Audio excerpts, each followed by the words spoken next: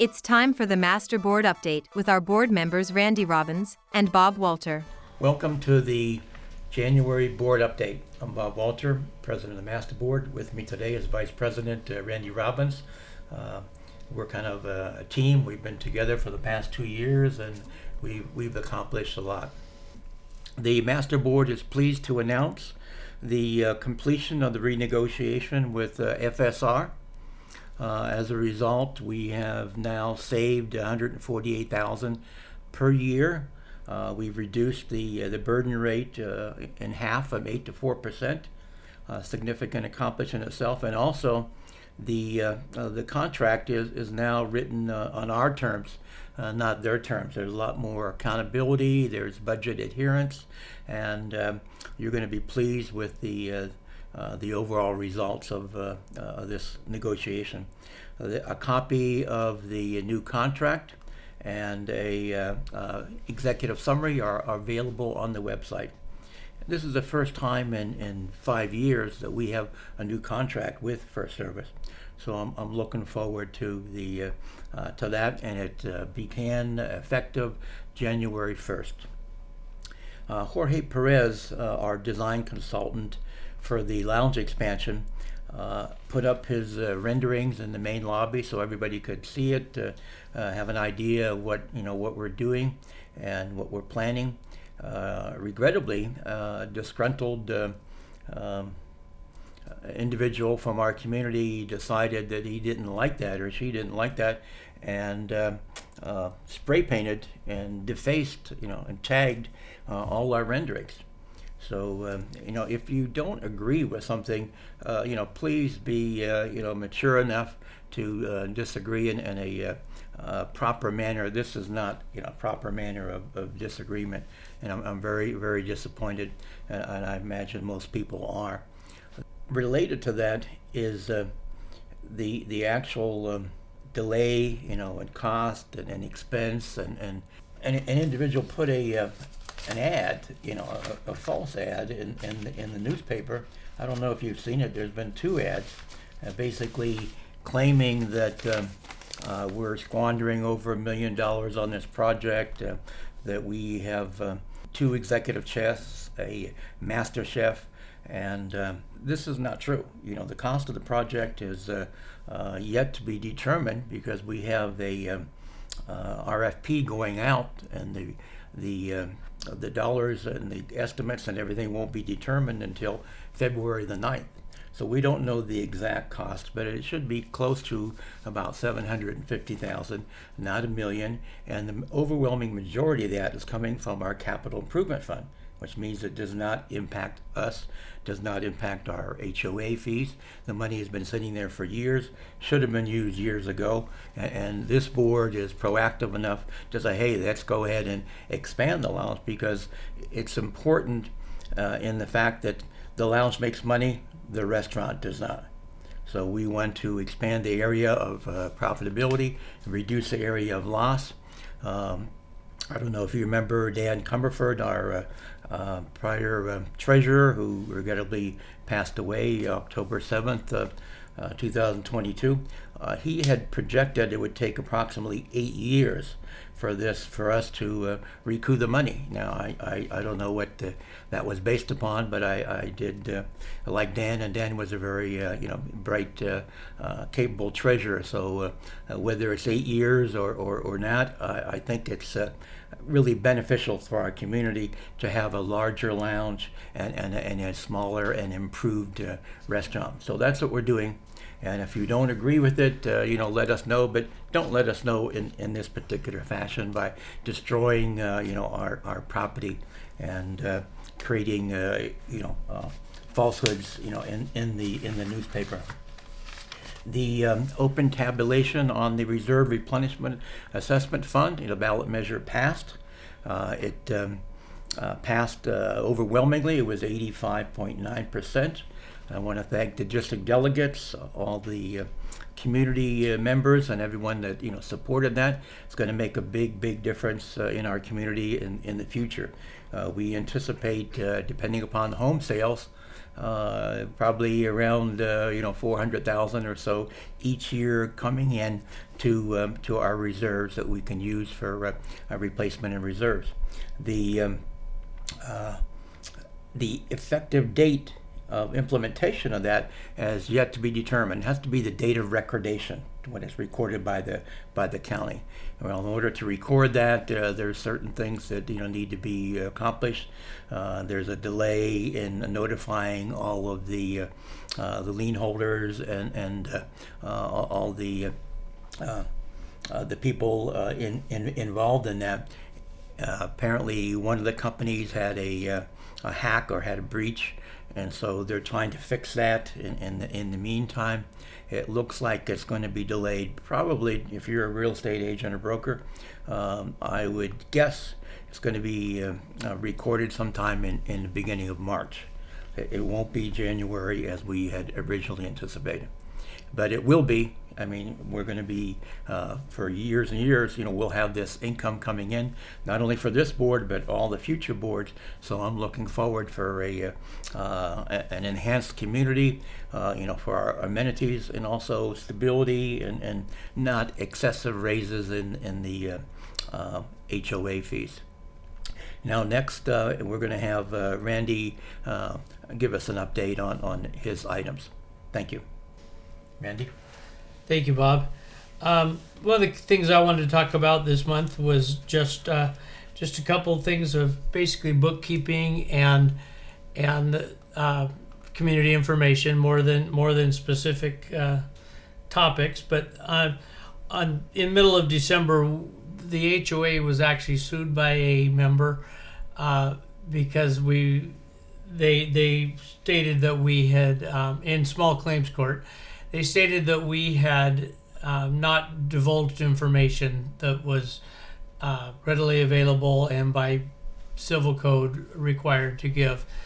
That matter was met with, they went to arbitration or through a mediator at the court, and without admitting fault at all, which we did not because we did supply what was necessary. We did cover the $60 in court fees. So that was covered, and hopefully all of you know as members of the community that you are entitled to certain amounts of information, and we are glad to have our management team share that with you guys. The Gate 1 repairs on the waterfalls are completely done finally. The last skimmer that was out has been repaired. Gate number 2 is underway, again waiting on another part. Unfortunately, as specialty type items, those type of parts in this post-COVID world are still very, very difficult to come by. But gate number 2 fountains should be fully operational within the week or so. Our welcome home event. Our next welcome home event is January 25th at 5 p.m. in the main ballroom. If any of you out there are new residents and have not received a invitation to welcome home, please contact your district delegate and they will reach out to Cheryl and Michelle and get you hooked up for that. One thing that was added this year through that committee was the bringing in the clubs effectively like a vendor so that they can be recognized, short little speech, and they can have a table set up, whether it be a golf club, tennis club, mudslingers, whoever it may be. One of our many different clubs, I believe, we're in the 20 to 25 range now, if I'm not mistaken. So that was going on. Also, our Finance Advisory Committee has had the chair resign. All of them will be the new committee will be recomposed at the January open session. We have Don Day had resigned as the president. I'd like to thank Don for his work, and but he felt the need to resign on that, and that's okay. And hopefully we can reestablish this committee, and they will work well with the this board currently and the coming board in April, whether it be the same individuals or whoever it may be. And last, this isn't on our regular message from the board, but I will address the Pass Action Group hearing on the Banning Point case. January 31st is the date that we are now scheduled. We were originally scheduled for November. Now it is January 31st for the hearing. It could continue again, meaning delayed, but we don't know. Last time it happened the day before. I mean, literally within an hour of our attorneys that are in the Bay Area from getting on the plane to head down here. So we're continuing to work on that. In addition to that hearing, there is a town hall scheduled for the Pass Action Group on March 3rd at 4 p.m. in the main ballroom. Hopefully we will be there with great news, but either way we will be there. Another thing that the Pass Action Group is doing, and I've been asked to share, is we are investigating the Sunset Crossroads, which is, as many of you know, which is due east of us between our RV lot and Sunset Avenue. So once we review that, we have not spent any money towards that from the Pass Action Group. We don't intend to at this time. We do have a board meeting coming up, and we will make some comments to the community of what we think. We have caught this in the process of the draft environmental impact report, so we won't have to go straight to attorneys like we did on Banning Point. So that's all I have from my list, Bob. So whatever else you'd like to chat about. Yes, the on the welcome home. Actually, it's Michelle and Lynn Ball. Oh, okay. Lynn Ball is now assisting Michelle in that endeavor. The Cheryl is no longer. I want to thank Cheryl for all of her efforts over the years. Her and Sandy Richmond did an outstanding job, on the Welcome Home program. Yeah, thank you for that clarification. Yep. I wasn't aware of that. Yeah, and then the other thing is that the Crossroads. I know that the Pass Action Group is not set up to deal with their crossroads as of yet, but maybe in the future they will amend their charter or their guidelines And the on bylaws, yeah. that. Because we it's important, and that one is 5.5 million square feet. It's much larger than the Banning Point. I know it's further away, but I think it still could impact us with traffic. absolutely, and we're gonna review that in the next less than a week. We'll be having a board meeting and come up with some ideas and plans to do it. And hopefully it won't, quite honestly, by catching it early, hopefully it won't cost the community members as much money as we have raised. And since I brought up the fact of money, I just want to once again, as I have said before, I've been trying to be very careful to separate the Pass Action Group from the board, and I will continue to do so. However, I do want to say thank you one more time to the community. The opportunity that you guys had as a members of the community and have helped take care of this and raise funds is still, I'm overwhelmed. 2 years later, I'm just overwhelmed, quite honestly, with emotion at times when I realize how this community pulled together, both financially, emotionally, and everything. Thank you. Related to that, I want to personally thank Randy for organizing the Pass Action Group. I don't know if you were there. The first day we were out in the veranda, and there was hundreds of people, and he did an excellent job of getting us coordinated and organized and focused on attacking this problem. And I want to thank Randy and all the board members and members of the Pass Action Group. Well, it's annual election time. So if anyone is interested in running for the master board, there's a candidacy form that they can pick up at the main admin office. The date that you have to pull the papers and have them completed and returned to is Wednesday, February the 7th, no later than 5 o'clock. There will be a candidate orientation meeting on the 9th at 1:30 at admin. After that, you can begin putting up signs and campaigning. You're not supposed to do any of that until after that orientation meeting. The will be a candidates forum on March the 6th, 4 o'clock, the main clubhouse, and the ballots will be mailed out on the 8th, Friday, March 8th. The actual tabulation date is going to be April 10th at the main ballroom. So look forward to the campaigning. There's 3 positions available. The 3 people on the board currently, Randy Robbins, myself, and Lori, are all running again. But there are 3 other so far. 3 other people that are also full papers and are running for the board. So just to let you know, it's good to have choices, and I hope that you make the right choice.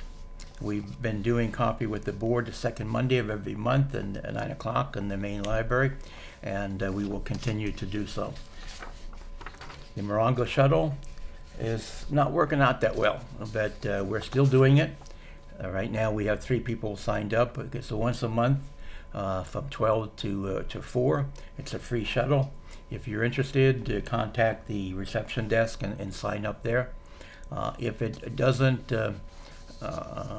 expand beyond 2 or 3 a month, we will most likely in a few months, or Morongo will most likely in a few months discontinue it. So if you're interested, sign up and participate.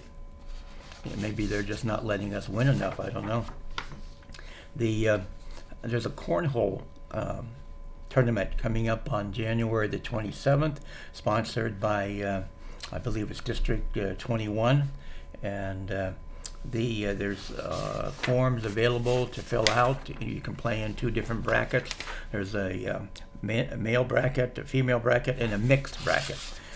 Beware of the fact that they actually have the distance is regulation distance, which is 27 feet, and it's going to be a lot of fun. They have refreshments, hot dogs, margaritas, chips, everything imaginable, and it's for a good cause. It'll be a lot of fun. It's going to be held at the bocce courts on the north side. The other thing to be aware of is that there's been concern about investing, and investing, our funds. According to Davis Sterling, our investments must be in order of priority. First is safety, second is liquidity, and third is yield. And also, when we do the investments, they strongly recommend that we have a professional investment advisor, and that's what we've been doing. I know some other people have suggested other type of options and various investments, but we're following the Davis Sterling guidelines, and we're making sure that they're safe, they're liquid, and we're getting the best yield when possible. There's a concern about investing in treasuries, direct treasury. Right now, this is not recommended. What we're going to do is our attorney recommends against it. We're going to seek another attorney's advice to see if it can be done. We're going to refer this matter to our financial advisory committee for their recommendations. But right now, we're following the guidelines that need to be followed. Thank you. Any questions?